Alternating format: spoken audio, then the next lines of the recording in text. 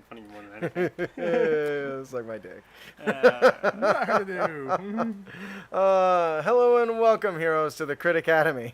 I am your host, Justin. I'm your co-host, Austin. And I'm your co-host, Ian.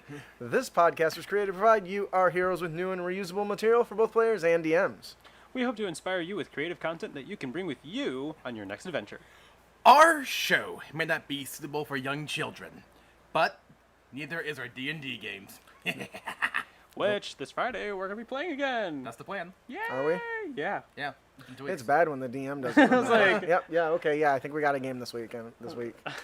All right, I am really excited for today's episode. We are going to be talking about Feats. Unearthed Arcana just released a new collection of them, 16 of them, and while we're not going to cover every single one in detail, we each picked some that we really liked and are going to discuss and focus on, and hopefully you'll check it out. We also have our Unearthed Tips and Tricks, where we bring you new and reusable material for both players and DMs. I'm really, really excited about our, I know it sounds stupid, our encounter of the podcast. I really been having a lot of fun making these, and this one really is a rocky road. I see one of the monsters, and I immediately see what you mean by it. Good. That's how I roll. Before we get into it, though, if you enjoy the show or you want to support us, you can visit us at critacademy.com and check out our Patreon page. Maybe pick up some of our D&D supplements, or just subscribe to our newsletter, where you'll be entered to win new prizes that we give away every week, as well as a little gift that I give that I send out. It's my favorite resources that I use when I DM. I do also want to take a minute to announce or mention our Kickstarter that is coming up on August 4th, our Memorable Monsters. I'm super excited for this. You can head on over to critacademy.com and click the little Memorable Monsters link, or you can go to our Facebook page and join our group as well. Yeah. I'm really excited for this.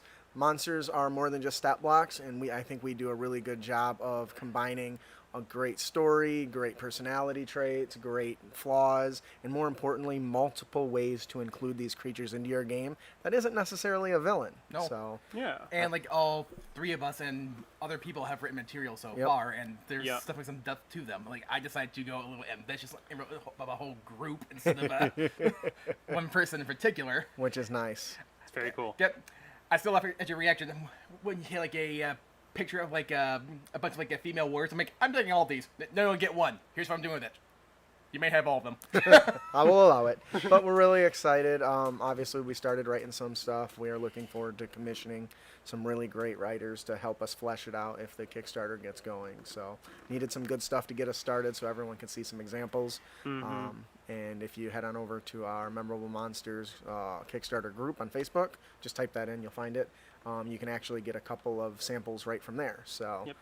make sure to hit that notification button on the Kickstarter page as well, so you know when we go live August 4th. I just want to say the art that you found looks super good, too. Yeah, that's how I roll. It's super nice. I'm glad you like it. Crit Nation, we want to thank you for joining us here today at Crit Academy Studios, where everything's made up and your rolls don't matter. Yep, that's right. Your rolls are like an empty equipment pack. Yep. It's empty. Why do you have one? Yeah. It only appears empty, though, because it's a big hole to nowhere. It holds everything. So and a bag nothing. holding. Is it? Yeah, I was gonna say, is it a bag of holding? It's a bag of scolding, actually. Yeah, it yells at you every time. It yells at you every time you take something out or put something in. I apologize to her. Yeah, she appreciates the apology, and she But you likes still you. do it. She likes you a little more than others. It's not a high bar. All right, for our Let's Talk About Blank segment, I was really excited about this. I saw this over on like a Reddit or a Twitter or something. It is equipment packs. There's these little printable backpack boxes that you can use to hold monster cards or spell cards. Huh. And it really is cool. Ian, do you think you could toss that link into the chats, please? I can. So everyone can take a look. Now, normally I'm pretty big on more of the free resources when it comes to our Let's Talk About Blank. This one does cost a few bucks, but I think it's worth it. You get these hand-drawn item cards that are perfect for everything your characters carry in your 5th edition game, especially if you're the type of person that has the little spell cards, or if you have the monster cards. You can also make your own cards for magic items or anything that you're carrying and kind of stuff them in here. I needed this. Thank you. That's okay, I did it earlier, but at least we weren't live yet. I don't think. And what's cool is they're black and white, and they each are different depending on the type of pack. So the Burglar's pack is designed and looks different than, say, the Dungeoneer's pack or the Scholar's pack, and you can customize them, write your names on them, and color them, and make them your own. And I just thought this was such a neat idea. I see there's only one picture in our notes, but you can see the collection here. Yeah. And this kind of reminds me, like, I would buy.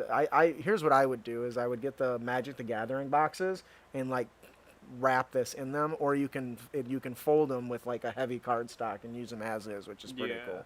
I thought it was pretty cool. What did you guys think? Definitely do some very. It feels like it adds to the roleplay too, because then you have to actively take the equipment out, and you're like, oh yes, I have this. Yes, I think so too. And it also reminds you that you have it too. Like, I have there's been so many times where people have forgotten what equipment they have in their Scholar's pack or in their Dungeoneer. The only thing that never seems to get forgotten is that people have a crowbar in their Dungeoneer pack. That's the only one I ever see really truly getting. Well, actually, that doesn't go in your pack. That actually attaches to the outside. But you could add that to an inventory piece. Yep. The coolest part is if it's something that's consumable, you can pull it out and easily keep track of some of that stuff, like if you do rations or torches or anything. Rip it in half when you use it. That's a terrible idea. But get it? Terrible. I slay myself. Anyways, I thought this was really cool. The picture I had saw had a DM introduced his players to the game, and he made these for all of them, putting their names on them and custom coloring them with like markers or Sharpies or something. It was pretty dope. But I thought this was a really cool idea, something that really could enhance that role play. And anytime you have something at the table that you can fidget with and keep track of your stuff, I think it's easier for the players to remember what tools they have, because sometimes it's easy to lose stuff on that big sheet. Oh yeah, for sure. At least for me it is. And each pack is like different styles, but they're each like $1 each. So Yeah. well, I guess like £1 each actually, because it's British currency. But so turned out really it's good, like though. $2, I guess. But You get it. Yeah, I don't know what the conversion rate is, but anyways, Yeah. I think that'll do it for our Let's Talk About Blank segment. Thank you, Ian. Did you share that in the YouTube page too? yeah, Okay. that's where the sound came from. Oh. Yeah. I just asked because I didn't see the post. I wonder if it's not feeding. Weird. Anyways, that'll do it for our Let's Talk About Blank segment. Before we move on to our main topic, we have a wonderful gift to give away. Yep. It's by Loresmith, the Modular Dungeon Tiles. Specifically, though, it's the Arcania set. So, the Modular Dungeon Tiles, if you don't already know, are an easy way to create your own beautiful digital maps. The Arcania set, in specific, though, lets you make dark, shadowy dungeon maps rich with the fumes of arcane secrets. Very handy for you to have those Explorers and Dungeoneering packs, so that whenever you're descending down into these things, maybe you won't fall. Yeah. Maybe. Not guaranteed. I've seen some DMs where they throw spiders on walls, and they I'm such a clip dick. stuff, and people die. But it's okay. That's okay. You'll also Because you at least remembered you had your Dungeoneering pack. You weren't in that game though, were you? Nope, and I'm very happy. I just ran one with the patrons I just heard about it, that's a all. couple weeks ago. Yep. I just remember And hearing about it. it was interesting. It was fun. Yeah. Who's our winner today? Galarza Nicholas. Woo! You're our winner today. Our Kindle is broken right now and is not turning on, so we're just gonna applause. It's being Yeah. a dick. Yeah, just like everything else. The projector broke, the Kindle broke, everything broke. Yeah, well. Which is weird because the shit only gets turned on once a week.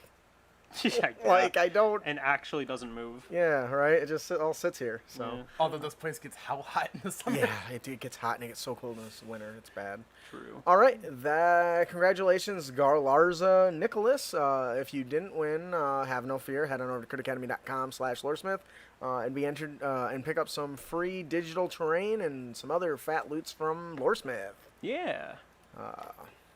Now, moving on to our main topic. That would be another link if you could toss that into the... Actually, I don't know that that's in this. I don't think it is either. I don't think document. it is right now, yeah. Well, you'll have to Google it for him and paste it in there. This has to be a record. We're already on our main topic. What? We're 12 minutes into the show. We're already on our main Yeah, topic. I'm trying to compress it. Yeah. Mostly because... I've been running over a little bit lately. Well, I'm trying to keep it between an hour and a half, and we get close to that hour and a half. Yeah. Anyways, so our main topic today is the Unearthed Arcana Feats. I'm really excited for this. I don't know about anybody else, but I always enjoy reading the new content that's coming out. The one thing Absolutely. that I think Wizards of the Coast has really gotten right with 4th edition is, hey, here's an idea we want to try. Here it is to all the players and DMs. Play it and tell us what works and what doesn't. You mean 5th edition? What did I say? Fourth.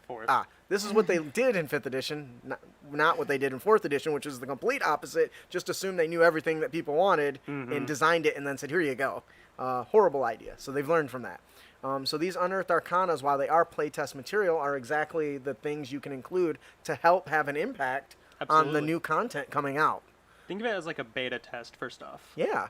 And so that's why the surveys they release are really important to fill out. Yes. So if you do playtest stuff, definitely give your feedback. Even if you don't playtest it, if you just read through it and think of something that's broken or why it's imbalanced, it's really good to give them that feedback. They really benefit from it. Or maybe something that's underpowered. We want to make sure you hit all the bases if you can. Yeah. For sure. And not just stuff that's all about combat. Like, I did notice there's several things in here that are just aren't about combat, and I think that that's very good direction that Wizards is going. That being said, there are 16 of these new feats that help your character achieve mastery in one of their capabilities or discovering the ability to do something completely new. Just a reminder, it is playtest material, so you may end up running into like an imbalance, but... Yeah. Actually, kind of on that note, I'm actually surprised you didn't pick Chef for today just because of Brick. I did. I was very close, and we can still talk about it. The reason I had us each pick one is so we can shorten up the show a little bit, and but we are going to touch on each one. Yeah. So, the first one that they that we picked, Ian, do you want us to tell about your? Oh, sure. I picked the guy who's farthest down. Yep. The he's at the very Tandem end. and Tactician feat. Yep. Tandem Tactician. You present in a scrap tends to, wow, did I phrase that badly? Your presence in the scrap tends to elevate your comrades. You gain the following benefits. You can use the help action as a bonus action. What? Very, That sounds very familiar. But wait, there's more. When you use the help action to an ally in attacking a creature, increase their range by 10 feet, and you can help 2 allies targeting the same creature within range when you use the help action in this way. Now, first of all, why don't you tell us what you like about this? Do you think it's balanced? Would you change anything about it? Well, I think for one thing it does is, let's be real here. How many times have you actually seen the help action used in combat by a player character? That's not me, you mean? I said how often. I use it a lot, but I'd see his point. Nobody else does. I think the only time I've really seen you use it was when you had your animal companion who used the help action for you as your bonus action. That counts. I'm Yeah. counting that. I'll count it. No, I'm counting that. I can count it. I'm not, because it's an action, which is... I got you. Yeah. Stomp on my play style. I see how it is. So yeah, I think you make some good points. The fact that it's ranged is pretty nice. This actually sounds pretty familiar, isn't it? To the mastermind. The right? mastermind can do Yep. this. Now, This also means you don't have to invest 3 levels into it now, yes, which to is a get it. very big thing. Especially if you want to play a more support style class. And for those who don't remember, basically help grants advantage to other players. Yes. Yes. Chuckles actually, I agree with Chuckles. He says, I like how these feats are letting you get partial stuff from classes without having to multi-class. That's Yeah. actually some of my favorite feats in the player's handbook are feats like the Martial Adept, the Magic Initiate, stuff that gives you class features from classes that other players can use. And there's stuff in here that does that for like the Sorcerer and the Artificer. Yep, and we are going to talk about those, just not quite as in depth as we Yeah, are I'm just here. giving broad strokes. So, do you have any problems with this feature? I could see it being potentially broken because you're tossing out a lot of advantages. Yes, I think that it shouldn't. You shouldn't be able to help 2 allies. I think that's too much. Yeah. Because now it's starting to overshadow the Mastermind's core feature. The only thing about that, though, for a counterpoint, is that it has to be the same attacking creature. It has to be. If it's not, then you don't grant advantage for both of them. You have to choose one or the other. So you're right. There is a there is a condition in there, and it's still But limited by 10 feet. But man, I do agree though, because a little bit, because I can imagine the big bad evil guy, which is cool because in one aspect you have the guy who's, sitting back and just kind of like, the tactician of the group literally, Right. and he's telling these two, like fighter paladin kind of like, hey, you guys swing. You top go high, you go low. Yeah, you go high, you go low, and it's like, oh, we didn't think of that, and then they do it. I can actually see this helping out some of archetypes out there, like the Purple Knight archetype, for example, which is supposed to be a support fighter, which does okay, but not great. Not as good as it should. But if you add this to it, that would add a little bit more mileage. Yeah. I would agree with that. Once again, I do like that the help is only 10 feet because that still lets the mastermind shine. I in my opinion, I think helping 2 allies is too much, even if it is targeting the same creature. Chuckles does give a pretty good suggestion, like As maybe a bonus action. Maybe let them do it a certain amount of times equal to their proficiency bonus per short or long rest. Ooh, so you can limit its usage. Or just make it so you can use the help action as a bonus action at range and just remove the helping 2 allies at once. I think that might be the best course because you still gain what you want out of it. It's just not because that's the broken part, right? Right. Yeah. Well, and I'm not even saying it's broken. If you were to leave just in the strong. 2 allies, I would say if you take the help action, you may use an action to help 2 allies. So you So you then still have to use both your actions. You use your action I like to that. help to help 2 allies, but that still leaves you your bonus action. So can you take the help again? And does that make it worse? Because now is that technically you can help 3 people? God, that's not helping at all. No. Unless I you would remove that part. I yeah. would remove the additionally help 2 because you can still take the action, the regular help action, Yep. and then can you do it as a bonus action or can you only do it one way? No, because you can use them both. Yeah. Yeah. So you would be able to use both. So there's and a they're way both to help at too. range, so they're still because like imagine a scenario where you got 2 level 20 fighters, so they have 4 attacks, and now they both have advantage on all of their attacks, and all you're saying is just get them. Yes. Yeah. So I think And one that- just happens to be a champion fighter, so Now, he's broken. As I hell. think this could be a lot of fun from the role play's perspective if Oh, the for sure. character really wants to get into it. Like I could totally see my stupid ass showing up with like a monocle and like some measurement equipment and just holding it out as I'm like, yes, you're gonna want to attack at a 30-degree angle and upward left-hand slant, Mr. Barbarian, sir. That is his weakest point, I assure you. Oh my, look at this. Or This- like he pulls out like 17 books and it's just like towers him next to him and he's pulling them out and it's all just battle tactics. kobolds, yes. Go low. That's the only direction to go with kobolds. Giants hit him in the nads. I've heard that works. He puts it right back on top. So I think that's kind of all that I want to talk about on that. I do think that this is one of my favorites because I love anything that helps a player play a support class, a support build, because that's what I like to do, is play a support. What I think makes this really cool is I imagine combining it with a bard and his bardic inspiration, because now you give him advantage plus a die to roll on top of it, and Yeah, that could be you really good. significantly increase the group's odds of success. So. Anything else on the Tandem Tactician? Nothing that we haven't already said. Yeah. All right, Austin, would you like to tell us about the one you chose? Sure. So we gotta go right back up here real quick. To Yeah, I'm an Fey Back to idiot. the beginning. I went to him Yeah. first, and he was the very last person on the list. So Fey Touch is cool because it allows you to almost be an elf without being an elf. Although to be fair, there are other fake creatures that aren't just elves. That's true. But like What? that's the idea. No. Your exposure to the Feywild or one of its denizens has left a magical mark on you, which I like that a lot. You gain the following benefits: increase your intelligence, wisdom, or charisma score by 1 Options. to a maximum of 20. You learn the Misty Step spell and 1 first-level spell of your choice. The first-level spell must be from the Divination or Enchantment School of Magic. You can cast each of these spells without expending a spell slot. Once you cast either of these spells in this way, you can't cast that spell in this way until you finish a long rest. You can also cast these spells using spell slots you have of the appropriate level. The spell's spellcasting ability is the ability increased by this feat, so you can make it charisma or wisdom or intelligence, doesn't really matter. All right. And just so we're clear, divination does include stuff like Hunter's Mark. Mm-hmm. Really? I didn't know that. I just looked up divination spells, so.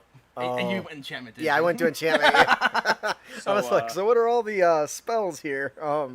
So Now, they do have to be Identify. first level, but still, there's Yeah. a lot there's you a can lot do of at first level. spells. So, well, Detect magic, detect good and evil, comprehend languages.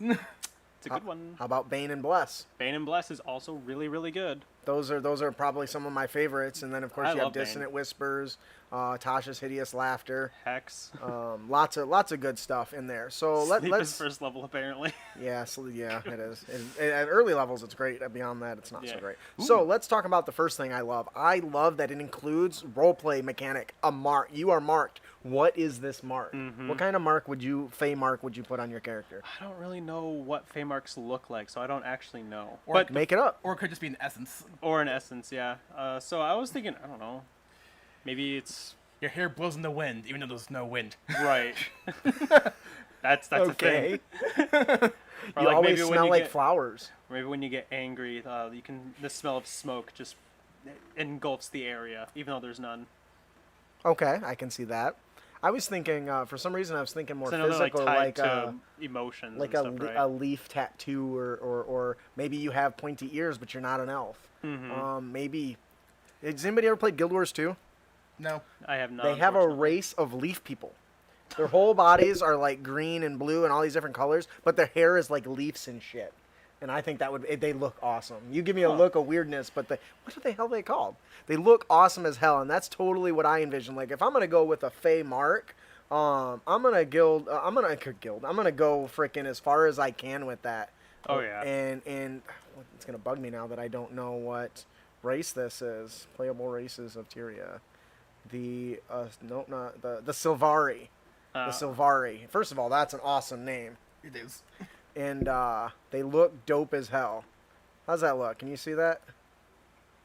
They got this little like green plant vibe going on with like vines floating around their bodies and Definitely looks cooler. living cabbage. Yeah. But anyways, the fact that they start with that is pretty awesome to me, because you can do whatever you want with that. Yeah. Yeah. What about that next point there, Ian? You learn. Okay. We established you learn Misty Step and one spell level of your choice, and the first level spell must be Divination or an Enchantment. You can cast each of these spells without expending a spell slot, which My is bad. I think he already read that. I was actually asking for your opinion on it. So, and I actually thought it was you, but it was actually Austin's. So, but it does say once you cast either one of these spells, you can't use it until you finish a long rest. So. which is fine. But Yeah. you can use spell slots you have in order to use them. And So that you means just it gets added to essentially- your yes, it gets to your added spell to your spell list. list without actually adding them to your spell list. Yes. Now that doesn't usually happen when you acquire something from a feat. Like I think a Nope. Magic Initiate doesn't do that. The fact that it gives you a boost to your intelligence, wisdom, or charisma is huge. Because generally, and this is actually one of the things that I have a problem with some of the features, I think the lesser powerful features should also get the bonus, so it's not as impactful. But I think more powerful ones like this shouldn't include that. Yeah. Because to me, that's supposed to be an important choice. Picking the two bonus, the bonus to ability stat increase, or taking a feat. However, these are soft stats, Yeah. and I do it because, like, if it was like strength or dex or con, that'd be a different story in my opinion, because those are actively used stats all the time. They usually are always bound to the character. But these ones only affect certain things. And Yes. It's also worth noting, not that I think it matters too much with the spell list, that the spellcasting ability is the ability you increase with its feat too. Which I also agree is. Chuckles. I like that a lot in my opinion. Get touched and always smell like pumpkin spice. And then it goes ... They. Like a cologne. So I think this is, in my opinion, I think it shouldn't give you access to both divination or enchantment. I think it should give you an access to one or the other, because it adds it to your spell list. Okay. If we can once again compare it to one that already exists, like Magic Initiate, this is far superior, and you're starting to get into that splat book kind of mechanic where the stuff being offered is just blatantly better than the other stuff. Which already happens with Xanthars to a degree. To a degree, but it isn't as bad as some of the other stuff that's come out. Like in 3.5 or even 4E, the new shit that came out, you just didn't bother looking back. Oh, The yeah. stuff was so much better. And I am pulling up Magic Initiate for comparison's sake. Okay, and so that one is what? Gives you access to a first level spell and a cantrip, right? Choose a class: Bard, Cleric, Druid, Sorcerer, Warlock, or Wizard. I wonder if they added this to include the Artificer now. Probably Maybe. Not. Probably not. But anyway, you learn 2 cantrips from from that class's spell list. In addition, choose one first level spell from the same list.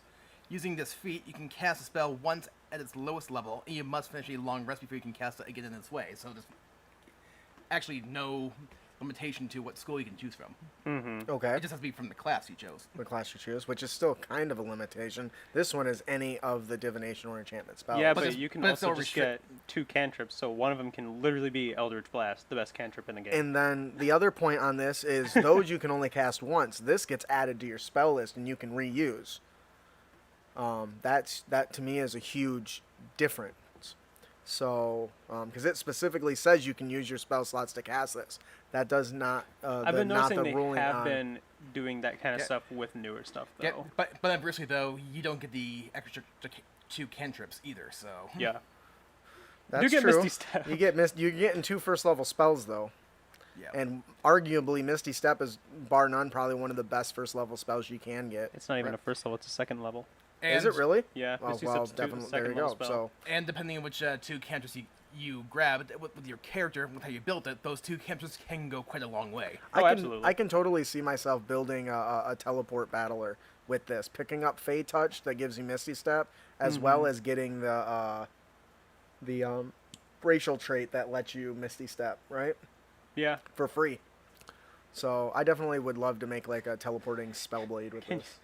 Can you be an elf and then just get Fey touched? I don't see why not. That's so Maybe a half elf. weird to me. But keep in mind, once again, there are more than one types of Fae, so Yeah. Yeah, that's true. I'm an elf who was touched growing up. They all look at you like, "Are you fucking okay, dude? What's wrong with you?"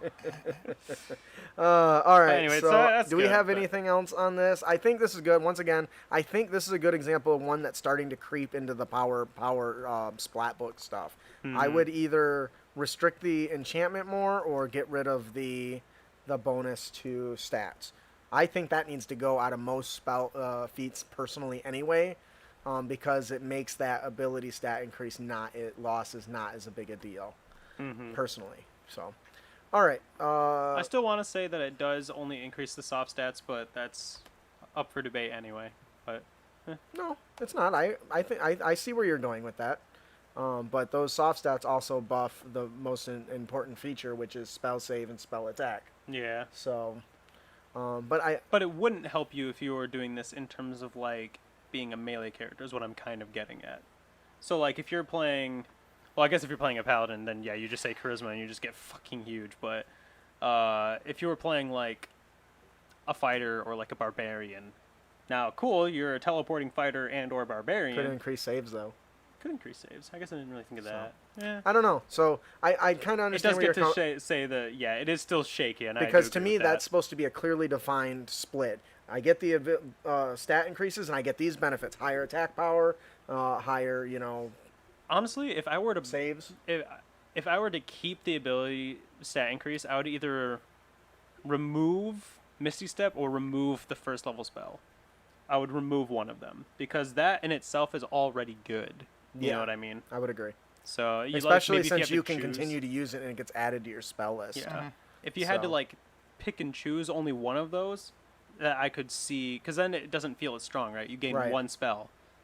Yeah. Now, granted, if could you see choose that. the first level spell, you could choose from a big list, but Yeah, you but still even only get one spell. Yeah, so if you kept the intelligence, you're saying just get rid of one of the first level spell, so you get the bonus and the Misty Step, and that's it. Yeah. I can see that. See, because then it makes it so that when you do go for the ability score improvement or not, because like there are certain feats in here that are constantly working, right? Yes. And then there's this one. It's like, well, Sometimes it's right, exactly. There's man, a resource still. that attached Misty to it. Step sometimes though can save your Save ass. your life. Yeah, I agree. So So I remember who was it? it was Matt. One of my friends, Matt too. Where I'm all about grappling and all these sorts of tying up and all this stuff, and then just poof out of it. I'm like, fuck, I forgot he had that. but you still made him waste it. That's the It thing. is a resource consumed, sure. All right, I think we'll move on to the Poisoner Kit, which is my pick. You can prepare and deliver deadly poisons, gaining the following benefits. When you make a damage roll, you ignore resistance to poison damage. Okay, that's interesting. What if I'm a dwarf? Well, then you probably might not take this, I guess. Who Yeah. knows? You can coat a weapon in poison as a bonus action instead of an action. I don't like that, and I'm going to tell you why in a minute. You gain proficiency with the Poisoner's Kit if you don't already have it. With 1 hour work using the Poison's Kit and expending 50 gold per pieces worth of materials, you can create a number of doses of potent poison equal to your proficiency bonus. Once applied, the poison retains potency for 1 minute or until you hit with a weapon. When the weapon coated in poison deals damage, creature has to make a con save, a DC 14, or takes 2d8 poison damage. And it becomes poison until the next which is turn. huge. Now, I'm going to tell you why I picked this, and it's not because I like it. I picked this because the only thing that the Thief has going for it is it's the only class and an archetype that can apply poisons as a bonus action. Agreed. The only class. And it's already arguably not used enough. Agreed. For that reason. People don't think about that they can use that. This basically just took the Thief class and said, well, why should I be a Thief class when I can be an Assassin and still do what the Thief does? See, I was kind of thinking that too. So I personally have a big problem with this. I'm cool with, hey, letting them pick up things and make kits for poison, which, by the way, is on the Adventures list, so you can just buy it. Yep. Now, is it as strong? I don't remember. Can you check how strong that is in the poison in the Adventure Guidebook? From what I remember, it's not nearly as I strong. don't think it's 2d8. I think this is stronger. I don't even think it And poisons it does. them I don't with think it does. I either, just so think it this does is extra poison huge. damage. So this is definitely... I think this would be a great feat if it didn't use the bonus action. Okay, Poisoner's Kit. Includes vials, chemicals, and other equipment for the creation of poisons. Proficiency with this kit lets you add your proficiency bonus to the ability checks to make or craft poisons. Nope, not the Poisoner's Kit, but the actual poison vial. The thing that's on the Adventures equipment list. Is there a player's handbook anywhere nearby? No, I don't think so. Poison. But I do get that. vial. Basic poison vial. Yeah, that's There the you one. DC 10 Constitution save throw. Very, very weak, right? Yep. It's very weak. Considerably with your holy cow. For 1d4 poison damage if they fail. Ugh. But the point not I'm even trying good. to make here is that the bonus action, that is the Thief's shtick. Yes. And the Thief doesn't get enough love already.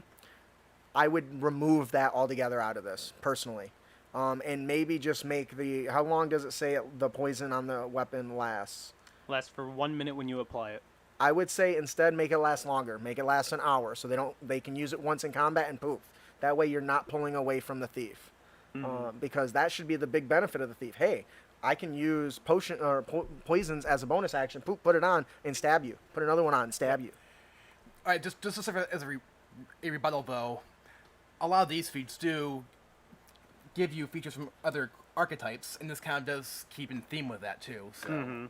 Yeah. Another thing is that the Thief can That's a still good use point. anything as a bonus action. Yes, but still, Literally, man. like, if there's like a switch or something, it can just use that as a bonus action, continue running, and stab another guy, and it can do a lot of other stuff. And I understand Which I that, can but agree that. but once again, this is the one thing that I always thought that gave them a slight edge over other classes, and over the other rogue archetypes, the Arcana, the Arcane Trickster, and the Assassin, and the Gloom Stalkers. No, that's a Ranger. That's a Ranger, yep. Whatever the other one is, Mastermind, all that stuff. Because poisons come in the DMG, there are like 10 different poisons you can get. So as a Thief, I would be actively trying to get those, and the Poisoner Kit helps with that. So On the other hand, thieves don't need grappling hooks. They just run up walls. okay. I just thought it was cool. Yeah, no, Their you're right. second Second story story work is cool, is but very good. other classes can do it better. Some can fly. That's true. Nobody else can use actions as a bonus action. Up until this point, nobody could use poisons as a bonus action. Now you're just Once again, this is just my own opinion, and I think that this needs to be changed Counterpoint? because of that. Counterpoint, they have to lose an ability score improvement for this. Which, granted, this is very good. Fair enough. But That's a good you counterpoint. still I'll give you lose that. an entire... Essentially, you lose an entire stat increase if you choose to do this. Which, Yes, for but- certain classes, that can be pretty big. Although, Yeah. for rogues, they get like 5 or 6 ability score increases, so they can kind of forego it. So, But yeah. remember, this 'Cause talks about a poison that you get as part of the Poisoner feat. Yeah. The stronger poison. That It's- definitely it's is pretty nice. hard to, yeah. It's But pretty at higher levels, you should be able to easily get a hold of higher level poisons. Fight a drow. You should be able to write. I think we just had an example, didn't we? Didn't we just have an encounter that I made that was about the drow and shit hunting down items for potions or Yes, poisons or something? we did, yep. That stuff should already be in the game. So that is just my beef with this. Once again, if you remove the bonus action instead of an action and made the poison on the weapon last a little longer but still only be one hit, I think it would be something they could use when they get into combat. First hit and get a bonus, and then that's it. Well, ideally, I guess you could just prepare it for combat, right? Yeah, that's what I'm saying. Or prepare it beforehand. Yeah, Before and if you know make it when last you can longer, engage. like it'll stay on the weapon for like an hour, you can get ready to go in and you'll get that initial burst, but won't outshine the few thieves that do exist. Yeah, it's also weird that it only lasts a minute, to be honest. Well, I think in one of the books I read, it suggests that the poison dries up after. Okay, that makes sense. So, then. but I think that just keeps in with it. But, anyways, that's my thoughts on this, and I know it's not exactly a positive light. I do like the feat otherwise, though. Yeah, no, very cool. I'm not otherwise. arguing that it's not a good feat. I'm arguing that it takes away something important that's really the only thing that the thief has going for it. I'm trying to think of what other things the thief can do, but really, there's not a lot that's immediately. They can hide really, really well.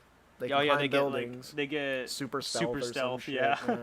But anyways, they move at half speed to get other advantage than on that, stealth. I do think it is a good feat. I once again would maybe consider making some of those changes so it doesn't outshine a class that doesn't get no love. I can agree to that. So we're gonna shoot through the rest. Do you have another point on this at all, Ian? No, and let's since we already mentioned it, Chef.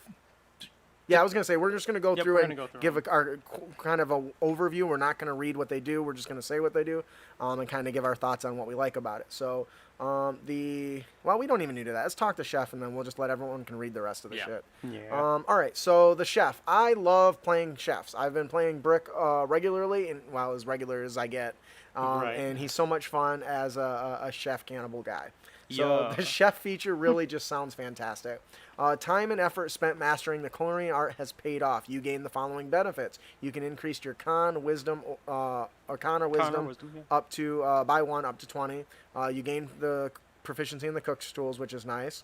And as part of short rest, you can cook special food, provided that you have ingredients and cooking utensils on hand. You can prepare enough food for a number of creatures equal to 4 plus your proficiency bonus. That's so many. Yeah, right. At the end of a short rest, any creature who eats the food and spends 1 or more hit dice can gain a number of regains an extra 1d8 hit points. That's really good. And then the last feature you get with 1 hour of work, or when you finish a long rest, you can cook a number of treats equal to your proficiency bonus. These treats last 8 hours after being made. A creature can use a bonus action to eat one of these to gain temporary hit points equal to your proficiency bonus. Now, you literally tell a character, here's a cookie, and you're literally just going off of a high that you literally were like, I just got a fucking cookie. That's awesome. That's They're beautiful. special brownies. Yeah. I am picturing a barbarian or something who has his feet. You guys get into a combat encounter with a purple worm. He's like, I'm gonna eat that. It's time for some slippery purple stuff. So, first of all, I really like this because I've already been brainstorming an idea of buff food because I'm an idiot and I think of shit like that. I've been playing World of Warcraft and some other RPGs, and you get these foods that give you the different effects. Absolutely. So I've been brainstorming some ideas about buff food. So when I saw this, I was just like, this is awesome. Yeah, it's great. Now, my character was a chef. He was a ranger. He was a cannibal, but he was a chef. ranger bard, I think. And his Song of Rest basically let him cook meals, and then you got the Song of Rest. So this is pretty much that, right? It lets everyone get a little fuller stomach because, you need good meal for battle. So I like it.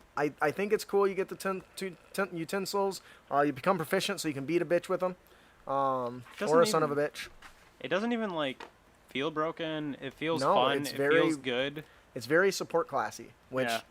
I love. I do like that with the hour you can make these little treats and stuff that can buff people, which I think is just awesome. So, did we miss anything about that? No, I don't think so. Alrighty, so It's just really quick, fairly cool stuff. I want to touch on what some of the other ones are. The one things that most notable to me is there's several that remind me of my weapon perks, which means I know Chris Perkins is listening. I know you're listening to our show. I know you're reading my stuff. I know it, boy. Several of these are in fact weapon perks, like the Crusher and the Piercer. You know, Yes, absolutely. specialized weapon features that you can get, like the Crusher. When you score a critical hit, that sounds familiar. You deal extra bludgeoning damage as normal, and then the attack rolls against the creature. Attack rolls against that creature are made with advantage until the end of your next turn. So there's a temporary buff if you crit beyond just the extra damage. Also, once per turn when you hit a creature, you can knock them back up to 5 feet, which I think is really cool. And of course, you get your strength or dex strength bonus. Yeah. So there's several of those that are focused on weapon specific, very much like my weapon perks. Chris, you're welcome. Just saying. I'm glad I can save the day. If you haven't checked out our weapon perks, really cool things like this aren't a feat, but every single person can use them as long as they are proficient with a weapon. Make your weapon choices count. Good plug. Thanks. And it's actually a really good resource. Just look at it, just for a brief moment, and you'll realize, yes, I too want this. Was there one more you guys wanted to talk about specifically? Just kind of go over briefly. I do kind of like shield training, because you can use your shield as a spellcasting focus. That's huge. I've been doing that already with my clerics. Am I Okay, not supposed to but do that? I guess not. Well, I mean, you Gives you can, other because you have bonuses. to use your holy symbol, which you can put in your armor, shield, weapon, Yeah. what have you. Yeah, so. but it's still cool. Yeah. One thing I think is cool is the practice expert. For all those players that want to learn new languages and stuff, not only can they learn new tools and new skills and new languages and stuff, but you also get expertise in it, which is cool. And there's also the fact with shield training, you, well, can also stow or retrieve a shield as a free action. That's convenient. Doesn't it normally take like a minute? Someone's like, oh, they caught me bare naked, but I'm going to grab my... No, you're not. You can grab it, but you're not going to be able to get it on there and use it effectively. So, there's a lot of other ones. Like I said, there's 16 in here. We've only talked about a handful of them. I definitely recommend checking it out. Head on over to critacademy.com/post/episode 180. And you can get the link there with our show notes. Yeah. I think that's our main topic. Yeah, I think that'll do it for our main topic. Alright. Before we move on to our Unearthed Tips and Tricks segment, let's get it on. We have another gift to give away. We do! And this giveaway, once again, is Jeff Stevens' Scourge of the Nightingale, Part 1, A Song of Love. A masked menace terrifies the region, raiding villages to fund her devious plans. Unknowingly, the adventurers stumble into her most recent evil scheme, the kidnapping of a famous performer known as Devon Artis. Their mission is to deliver a ransom and collect Devon, though, as in most cases, not all goes as planned. Yes. I just want to give huge kudos out to my buddy Chuckles in the chat, who just says Justin just wants to go around calling people airsick lowlanders. I was already doing that when I was playing Brick, wasn't I? Oh, absolutely. Because he's from the mountains, and I told you, I Yep. ripped right off of Lunamore, or rock out of Stormlight Archives, man. So who's our winner today? Our winner today is Drake Storm. Yeah. And if you didn't win, no problem. Just head to critacademy.com/Jeff Stevens to get Villains and Layers 3 for free, as well as Encounters on the Cyber Seas 3, also for free. Yeah, and if you like those, make sure to leave a review and consider checking out his other stuff. He's got some pretty fat loots. He has a lot of good stuff. Yeah, he does phenomenal work. That still doesn't work. Yeah. I don't... What did you do? I didn't do anything. Are you sure? I'm pretty sure. I think you did. It was working fine when I left last week. I agree. Moving on to our Unearthed Tips and Tricks, where we bring you new and creative content for you to bring with you on your next adventure. Who came up with this character concept? Well, that was me. Well, would you like to tell us about our character concept? Sure. So our character concept today, which I never do, so this is great fun, is the android assassin. First, you gotta start off as a warforged, which, by the way, this also totally reminded me of one of the memorable monsters that I've done. So this was cool and fun. Yeah, when I saw Android Assassin, I just thought Dragon Ball 8, 17, and 18 for some reason. Too much Dragon Ball Z. Could work. First, you start off as an android, and you got to class into a thief rogue in specific. I love a thief. You have to be a thief rogue because, well, it can be a neutral character. Doesn't matter. You don't really have to do that. But as simply as that, you have become a bionic assassin. You can now run, jump, and climb pretty much anywhere, and have fun with role-playing with fun phrases such as exterminate or die from the words of my master. Or just insert your best R2D2 impression as you cut a person open. You could also say that you're created to take on jobs for your creator, whomever that may be, and every time you leave a room, you say, "I'll be back." When I read this, the first thing that I thought of was all the cool ways you could scale buildings. Oh, absolutely. You can Like- just be like, Well, not only that, like Doc Ock. These giant tentacles come out your back and just attach Yeah. and like Octopus Man up the sides and shit. I was like, oh, I could do so much with that for I was roleplay thinking wise. like General Grievous, where he just kind of gets on all fours, goes. Oh, that's cool too. Target acquired. Execute program. Rare.exe.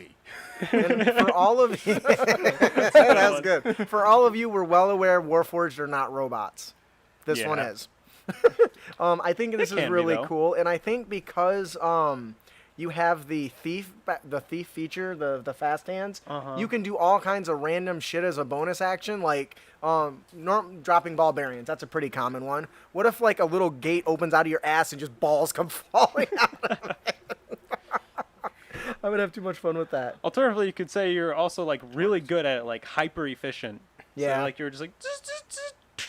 Well, there was a movie I saw the trailer for where a guy gets possessed by like a supercomputer or something. Oh, and Upgrade. And he just like whips ass like.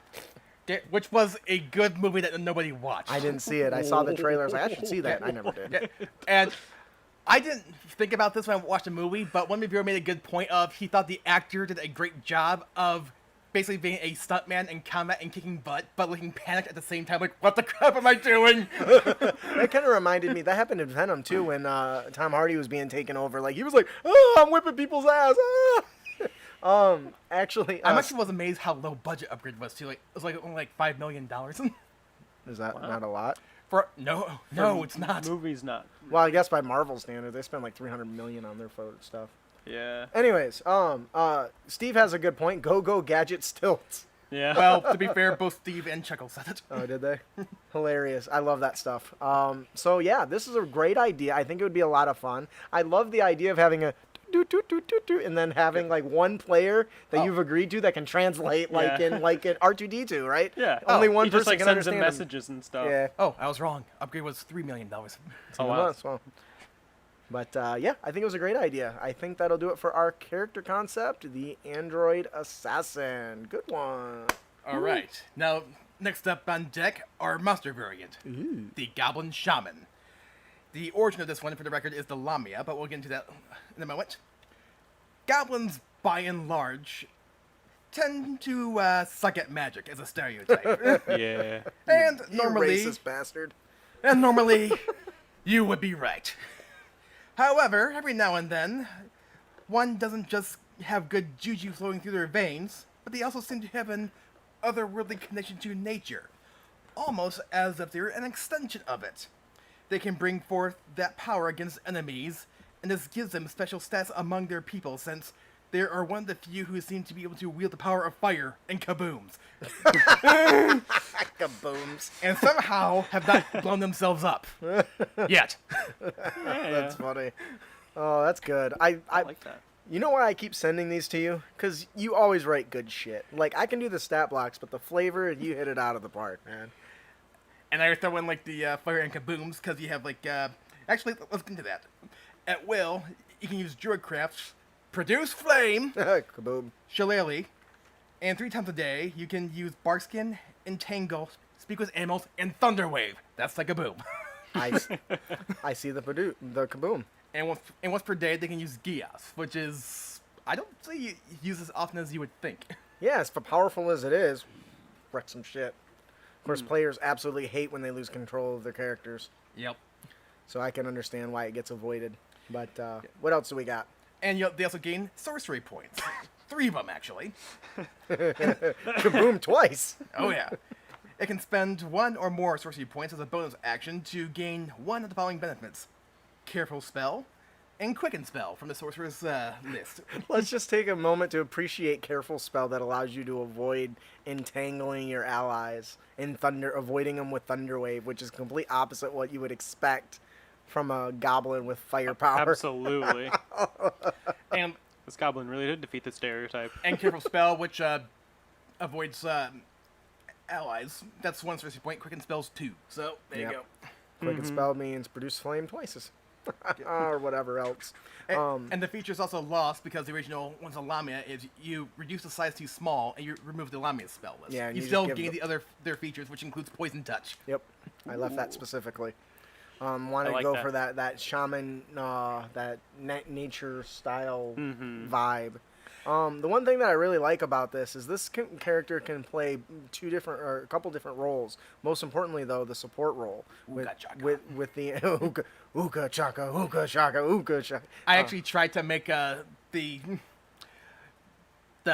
flavor text rhyme with that song, but I couldn't get it to work. Couldn't get it to work.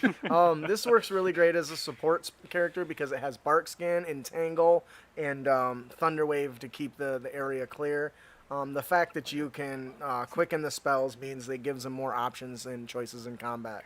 It'd be really wild for a player character to be walking up to a goblin. It's like, this one's got like a weird mask on and dances around with like a bone necklace. I don't know. It's really weird. And then next thing you know, it's dances. just blowing up stuff twice. And it's just like, I don't think goblins are able to do that. That's good. I like that. Overall, Thank this is you a for fun that, one. I can't wait to stat this out for our patrons and put it on a nice fancy chart. Because it was, I love doing that. I'm getting really good at that. Making some fancy layouts. Yep. I want to thank everyone that helps me because I wouldn't have made it that far without any help. Like when I look back at the old shit and the new shit, and I'm just like, damn, that's like 2 different people making this stuff. All right, so I think that'll do it for our monster variant, the Goblin Shaman. Our encounter of the podcast. You wanted to say Uka Chaka, didn't you? I said woohoo. Ooga chaka, ooga, ooga chaka. Our encounter of the podcast is a rocky road. See what I did there earlier now? They laughed, but they got it. You didn't know that until just this moment. Now you can go back and laugh at my joke from earlier. Haha. I hate you sometimes. All right, so a rocky road. This is an ideal event for traveling between villages or cities, because that's generally where most DMs just hand wave stuff, right? Yeah. Fades to black. Yeah, right. The characters spot a trail of smoke filling the air, surrounding the area in a fog effect. That's the effect you're going to use, right? Make it kind of difficult to see. A large wagon is toppled over on the side of the road. Draft horses, stone statues, petrified by the basilisks. A character can spot the stone horses with a successful DC 17 Wisdom Perception check. The twang of crossbows and arrows can be heard in the distance. A medicine woman who is an acolyte stat and 2d4 guards are taking shelter under the wagon, shooting at the basilisks. A character who succeeds a DC 15 nature check can successfully identify the creatures. Now, first the basilisk must be driven off or defeated. The area is full of medium-sized boulders, which make for great cover. The smoke makes for difficult to breathe, and every round breathe and see. In every round, each creature must succeed on a Constitution saving throw or be poisoned until the end of their turn, as well as potentially be turned to stone. And if they fail 3 of the con saves all at once or in a row, they get levels of exhaustion from inhaling the smoke. This is the first time it's not the first time that I've actually used an effect like this, where a character was like in a burning building and they had to do these con saves before they, ended up choking to death. And for a quick reminder, a poison creature has disadvantage on all attack rolls and ability checks. Yes. Pretty rough stuff. It is bad. So what's cool about this is the fog should be masking the fact that there's basilisks, right? So a character can't just see it and be like, oh, I turn and blind my eyes. Because also, that's a horrible idea in the middle of combat. But the goal is to make it not as obvious, so when they charge into attack, you at least get one good laser shot in their eyes. What do you guys think about this? It's interesting. Because, like, it almost makes you not want to just fight these things, and you just kind of just want to, like, say, hey, guys, you should just, like, leave that there, and we need to just go. Right, and that's one of the points is it doesn't have to be defeated, just driven. They have to be driven off. And depending on how you do this encounter, it can come across as a horror movie scene, actually. Oh, I like that. Like, it's so smoky, you can't see. You just see shadows dancing around. Kind of like a reverse Predator, if you will. Ooh, Yeah. I like that. Yeah, so any other points? I think that's probably good. Yeah, I think so. I think that'll do it for our encounter of the podcast, a rocky road, not the ice cream. Would you like to tell us about our magic item, Austin? Sure, our magic item today is the Spell Drinker. It is a staff, and it is rare, and it requires attunement. So, you have a bonus to attack and damage rolls made with this magic weapon. When a creature deals damage to you with a ranged spell of first level or higher, you can use a reaction to allow the staff to absorb some of the magical energy, charging the staff with power. But it does not become a staff of power. It doesn't do that. No, That charging ridiculous the item. staff with power, not becoming the staff of power. Because that would be bad. That'd be good for the player, bad for the yeah. monsters. Well, there's like there's a reason why that item has a whole page to itself. Right. A number of arcane runes appear on the staff equal to the spell's level up to a maximum of 3. These charges last for 24 hours before they fade. As a bonus action, you can speak the staff's command word and imbue the weapon with a magical force. The first time you What? The first time you hit with a melee weapon attack until the start of your next turn, your weapon releases a burst of raw magical power during the strike. And the attack deals an extra 2d4 force damage to the target. I wish you could make like an AoE effect almost on this. Who put this in the Wasn't me. Wasn't me. the thing? Because the note was spell that absorbs magic. Spell that absorbs Or magic? staff that absorbs magic. Oh. And it was like one line. I was like, I'm gonna need more than that. But I finally got around to I it. don't feel like it was me, but I could be wrong. It was me. that's But for it was sure. it was a lot. I was like, I don't know what I'm supposed to do with this, but I'll figure it out. I kind of want it to have like a 10-foot AoE radius. Like when it hits, it's like an explosion of raw magical power. Like Thunderwave. Kinda, yeah. I had thought about that. And like maybe it does like 1d4 force damage or something.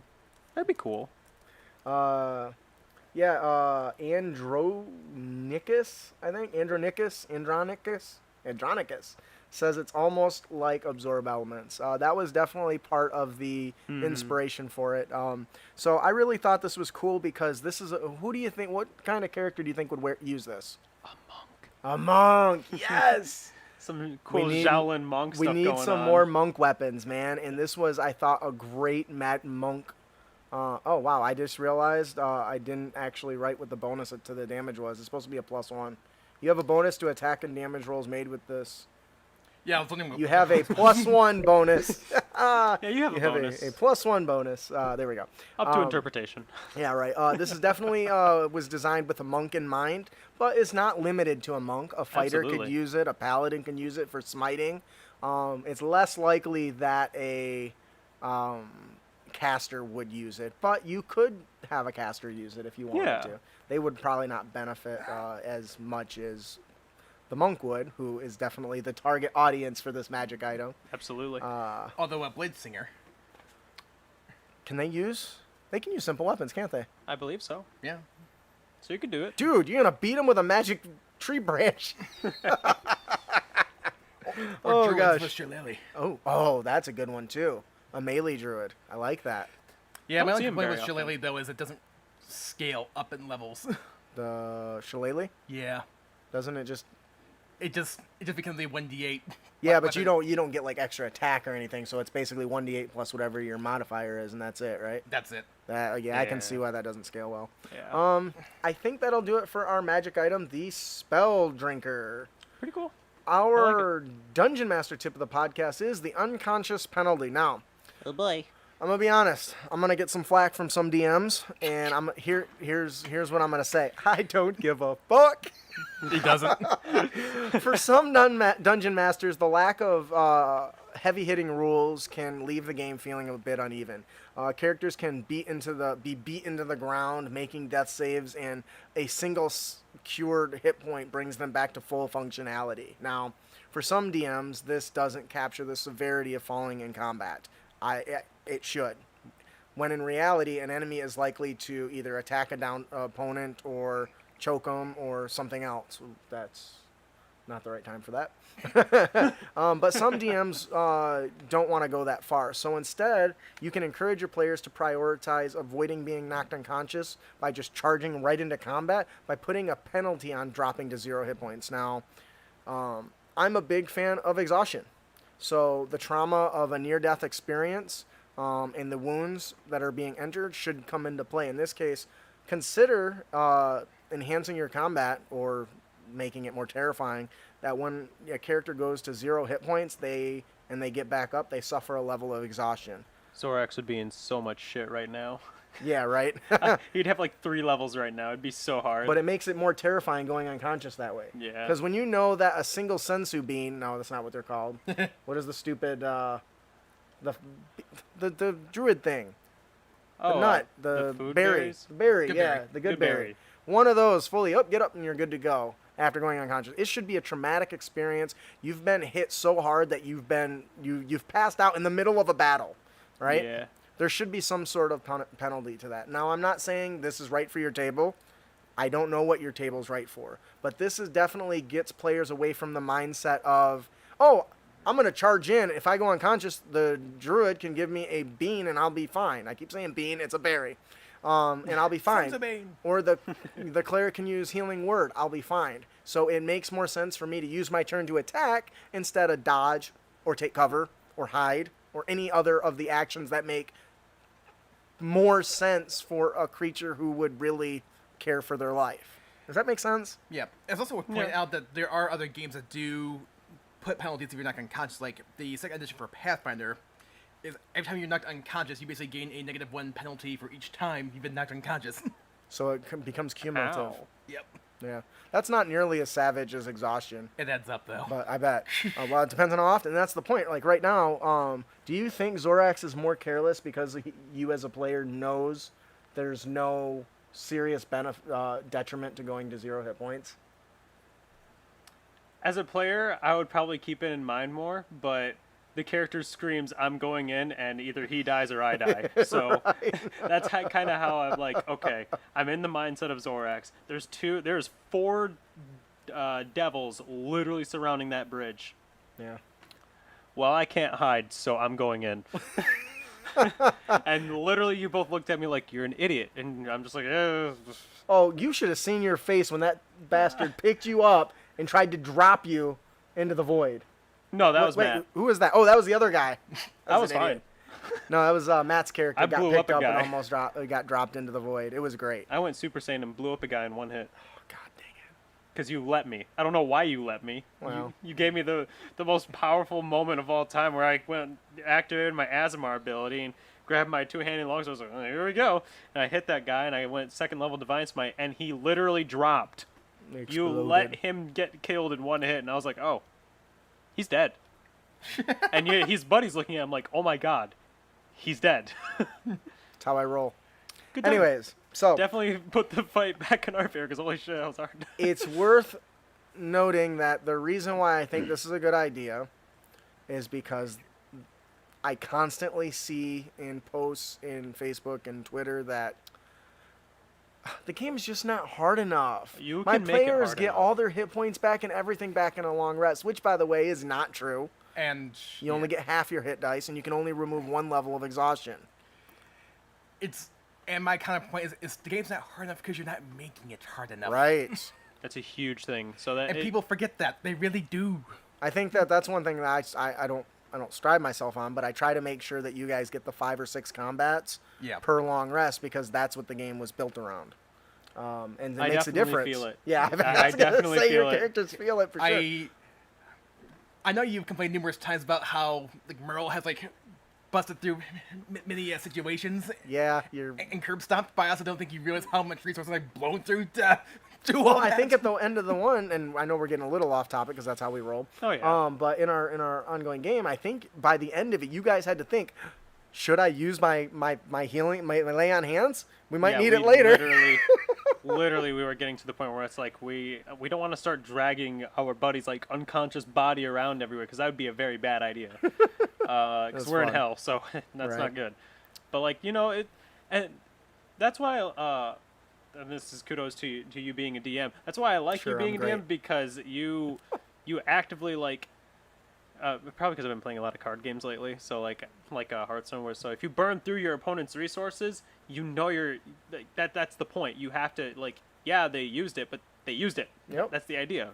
And You want them to use those things and not sit on what ifs and then never use them at the end of Exactly. the game. You want to be put into situation to stretch those. I've talked about that in our player tips and our DM tips many times about stretching and taxing resources because the game is designed. People like CR ratings instantly become far more dangerous when you get to the final boss and it's just a bunch of weak minions who you were dominating early on, but now you don't have fireballs, you don't have lay on hands, you don't have cure wounds, you don't have healing word. It's just you and your stupid stick. Good luck. Those lobies become a lot more tough. And I think that's how come, like, I like playing rogues and fighters so much, is because they don't quite have like a resource, that it's mostly passives. Yep. So they're constantly always on top of their game. Like, sure, they're not as explosive as like your paladin. And that's the point. And I'm glad you touched on that. And Especially I know Yes. we're derailing too much, but we've got time. Yeah. That's one of the biggest advantages the fighter and the rogue and the barbarians are supposed to have over the casters. Casters can nuke the hell out of shit, but then they deflate when you consume their resources. Yep. Warriors don't run out of those resources. They run out of hit dice. The one with the dice might run out, but those recharge on a short rest anyway. The Battlemaster. Yeah, the Battlemaster. So and eventually they still get one per combat anyway. yeah. So, anyways, we tangent on a little long for this. But it needs to What be was noted. what was the DM tip again? Oh, unconscious penalty. That'll do it for our Dungeon Master tip, the unconscious penalty. Our player tip of the podcast is Don't be a dick. And you can avoid dickitude by minding your minions. Who came up with this? That was me. That was Okay, do you probably want to him. talk about this? Gladly. I like this. Does your character have minions or familiars? Remember them! Be sure to incorporate them not just in gameplay, but in role-playing as well. Have your owl go all Harry Potter and deliver the mail, for example. Yes. I love it. Yes. Have your servants transport your stuff, or your butler make tea and even flavor actions and features to incorporate them. Yes. For example, when you swap out weapons in the middle of combat, for example, you can have your butler walk up to you with a golf bag full of weapons. Given the fact, sir, that you're dealing with Frey, may I recommend the Cold Iron? That totally reminds me of like every golf flick I've ever seen. That was the point. That's I need you- beautiful. Sir, I think you should go from the top left with the in-slanting right. Jeeves, by George, I think you've got it. I was cracking up when I read this. First of all, Jeeves, bring me the measure. we're going to need to break that. We're going to need to break through that carapace. Very good, sir. Bring me the. Bring me the Hulk. And it's just like an oversized hammer. Anyways, I really like this because one thing that I really get a lot of kick out of when I play my wizards is there is a ritual spell that lets you summon an invisible servant. And I get so much use out of that for stupid shit. My book for my spells pops open out of my back and floats in front of me and opens and turns to the page. My character's just standing there. Yeah. It just He's the badass. Yeah, like when his coat needs to be on, he just snaps his fingers and his coat and cloak float around and cover him up. A huge thing that it's a background that I never see is the noble background, but there's a variant of the noble background that's called the knight. And what that can do is it gives you two guys who say, "Hey, we can put on and off your armor for you." That's That where is this so came from. cool. That's Oh, where this did came it? from. Really? Yes. That's awesome. And that is, they can do all sorts of good stuff like this for you. They can literally go and deliver your mail. They can do that because they're your squires or something. I So- don't know, but they're cool. Be a knight. So what do Knights are you cool. think happens to a knight who is in battle for hours on end and has to go to the bathroom? What do you think they do? They Well, just go in their armor. They go in their armor. I was gonna say, You're gonna need some people to clean that shit up. Actually, seem lost. oh, and with the knight background, you get 3 retainers. Oh, I'm sorry. so There was awesome. 3. That's so many people. Like having Also- somebody take and put off your armor, just that's all they do would be great and polish it up. Oh yeah, absolutely. So you always look good, and that's kind of the point. And you can do it with other things too. Like I was just mentioning the invisible servant thing, Yeah. but having an owl companion or like I used to when I was running one of my Blade Singer, I think I had a rat named Snitch who I just sent him on missions to watch for bad guys and snitch on them so I could go and take care of them. I always wondered, like, what does the knight do when the 3 guys are constantly following and he's in like battle? Like, do they just like kind of sit back and they're Yes. like, I hope he comes alive? They bust out the pon-pons, man. Yes. I should be a Austin, knight. he's our man. If he can't slay it, no one can. Yay! I mean, that's probably the case with Zorax. He kind of kills shit really well. Andronicus says prestidigitation. I have done so many character concepts based around that spell. I gave it to my barbarian as a high elf, and and all he did is make sparkles and noise when he busted into a room like the Hulk. Dun, dun, dun, dun, dun, dun, dun, dun. Okay. He has his own theme song all the time. Everywhere he goes. I love it. I thought this was a great player tip, Austin or Ian. You Yeah. did a great job. Love it. I love when I open up my UTT brainstorms and there's shit already there and I don't have to come up with it. I think that'll do it for our player tip of the podcast. Don't be a dick. And you can avoid dickitude by minding your minions. Also, for all you DMs out there, giving them retainers is an awesome quest reward. Yeah. I never thought about that. Why don't I want a retainer? Damn it. I'll have to work on that. Fuck. We'll see what we can make happen. Well, that'll do it for our cleaning the night's fancy. I gotta clean out that shit. Yeah. That'll do it for our episode today. Thank you guys so much for joining us. Please join us on our next episodes. We'll be discussing memorable monsters. We will be going through 2 of our free samples that we will be giving access to everybody when the Kickstarter launches, so you guys kind of get an idea of what type of monsters we want to make. I also want to talk to you about, not only because it's our product, but what makes these monsters so interesting and how you can better make interesting NPCs and villains and monsters in your stories and campaigns. Mm-hmm. Yeah. If you have any feedback, other tips and tricks, or topics you would like us to discuss, please send them to us. You can actually email them to us at critacademy@gmail.com, or you can find us on Twitter and Facebook. We're actually kind of regularly on Facebook, so that kind of works out the best. Yep. And we're also on like Instagram and other... I'm on Twitter every day. So, okay, so we still have a guy on Twitter. That's good. I forget that it exists. That's okay. I just retweet cool shit. That's That's fine. fair. Also, that our Kickstarter launches August 4th. August Oh, 4th. that's really right around the corner. Yeah, it is. That's so scary to me. It should be. I'm terrified. He is. I am afraid of 2 things. I'm afraid of it failing, and I'm afraid of it succeeding. I'm afraid of it failing because I put so much damn work into this. Mm-hmm. I've put all these samples together. I've done all this work. I mean, there's so much work that goes into this. And then I'm afraid that how much more work it's going to be if it does succeed. I think worst case scenario though, even if it does fail, which I don't hope it I does, don't think it will, to I be don't think it honest. will either. we still have plenty of material to work with to do something else with it. Yeah. Huge shout out to Loresmith. Chris Vander Linden has launched 9 successful Kickstarters. That's the main source for his business.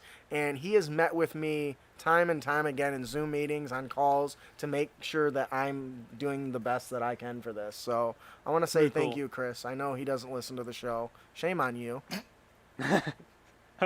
How dare you not have time for us? All right. Just. Who's where is that my spot? Yeah, it's his spot, I think. We hope you enjoyed your experience here at Crit Academy. If you did, you can help others find the show by leaving a, hopefully, 5-star review on iTunes, or your platform of choice. Or just send us a message telling us how much you enjoy the show. We actually do kind of like that, believe it or not. I do. He does. Very It helps much. us. And also be sure to give our material a like and a share. Yes, please invite your friends to our Facebook page. We are so close to 5,000 people. If we can hit 5,000 people, maybe I'll do something special. And the biggest shameless plug I'm going to give is check out our YouTube page. We are Yes. repurposing a lot of our material in like short little snippets here and there. You've been doing awesome, Ian. Can I just say that? Thank you. I've been very impressed with him lately. Lately. Wait, Yeah, wow. we're- Before they were like 2 weeks, 3 weeks apart. Now they're getting really close and they're 2 or very 3 days regular. apart each. Hey, that's But pretty now good. That's good. you're like That's on fast. fire, and it helps because I don't know if it's because I told him I was paying somebody to promote our YouTube page because I don't know how to fucking do it, but I sure don't. Me neither. Let's be real. Sometimes you just need to get lucky. That's all there is to it. As much as you I know hate to what? admit it. I do because I've watched some shows. By the way, I reached out to Dungeon Dudes. You know they like our content. They like our content. Yeah, that's awesome. Those guys are Dungeon Dudes, really? yeah, they're pretty dope. Huh. They're big guys. Anyway, so we keep rambling. Wow. Make sure Yeah. to subscribe to our show at critacademy.com. Follow us on twitch.tv/critacademy. And subscribe on YouTube so we can help you on your future adventures, as well as be entered to win cool prizes each and every single week. Yeah. Also, make sure to check out our fellowship members there as well. If you have not checked out the Kind GM on Twitter, please do. The guy's got 10,000 followers for a reason. His blog is fantastic. Also, make sure to check out any of Jeff Stevens' content. That guy is phenomenal. His content that he does is just of the best quality on DM's Guild. So, that'll do it for our show today. I'm your Yeah. host, Justin. I'm your co-host, Austin. And I'm your co-host Ian. Thanks for listening. Keep your blades sharp and spells prepared, heroes. Wave to the camera. Yep. Wave goodbye. See you guys later. Wave to the camera.